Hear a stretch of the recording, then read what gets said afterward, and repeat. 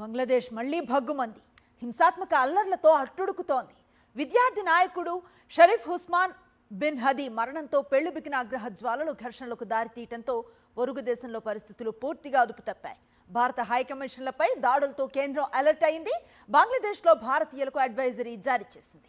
పొరుగు దేశం బంగ్లాదేశ్ రావణ కాష్టంలా రగులుతోంది. గత ఏడాది షేక్ హసీనా ప్రభుత్వం కుప్పకూలిన తర్వాత అక్కడ పరిస్థితులు ఏమాత్రం గాడిన పడలేదు. యూనస్ ప్రభుత్వ పాక్ చైనా అనుకూల విధానాలతో రాజకీయ అనిశ్చితి రాజ్యమేలుతుండగా శాంతి భద్రతలు పూర్తిగా క్షీణించాయి. తాజాగా బంగ్లాలో మళ్లీ హింస ప్రజ్వరిల్లింది. అల్లర్లు ఘర్షణలతో దేశం మండుతోంది. భారత వ్యతిరేకి విద్యార్థి నేత ఉస్మాన్ హదీ హత్యతో బంగ్లాదేశ్లో మరోసారి తీవ్ర ఉద్రిక్త పరిస్థితులు నెలకొన్నాయి.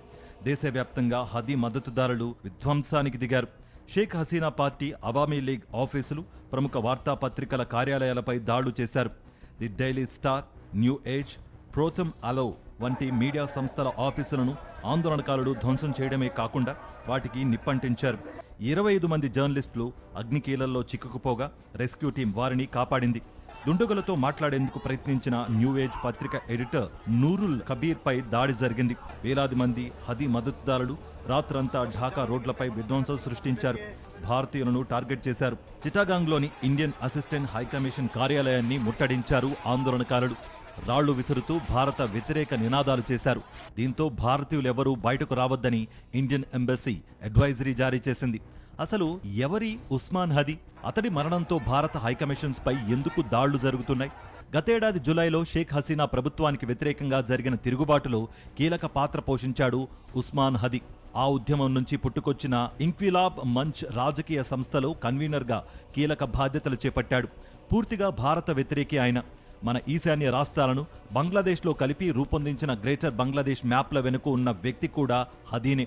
గతేడాది విద్యార్థులు తిరుగుబాటులో కీలకంగా వ్యవహరించినప్పటికీ యూనస్ నేతృత్వంలోని తాత్కాలిక ప్రభుత్వం ఇంక్విలాబ్ మంచ్ను రాజకీయ పార్టీగా గుర్తించలేదు. వచ్చే ఏడాది జరిగే జాతీయ ఎన్నికల్లో పోటీ చేయకుండా నిషేధం విధించింది. దీంతో స్వతంత్ర అభ్యర్థిగా పోటీకి సిద్ధమైన ఉస్మాన్ హదీ ఢాకా 8 నియోజకవర్గం నుంచి బరిలోకి దిగాడు. డిసెంబర్ 12న ఎన్నికల ప్రచారంలో హదీపై కాల్పులు జరిగాయి. సింగపూర్లో చికిత్స పొందుతూ అతడు గురువారం చనిపోయాడు. అంతే, బంగ్లాదేశ్ భగ్గుమంది.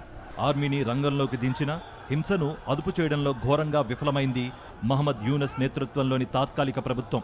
అల్లర్లు, విధ్వంసం కొనసాగుతున్నాయి. ఆందోళనకారులు సంయమనం పాటించాలని, హింసకు దూరంగా ఉండాలని అభ్యర్థించింది యూనస్ సర్కార్. అలాగే జర్నలిస్టులకు క్షమాపణలు చెప్పింది.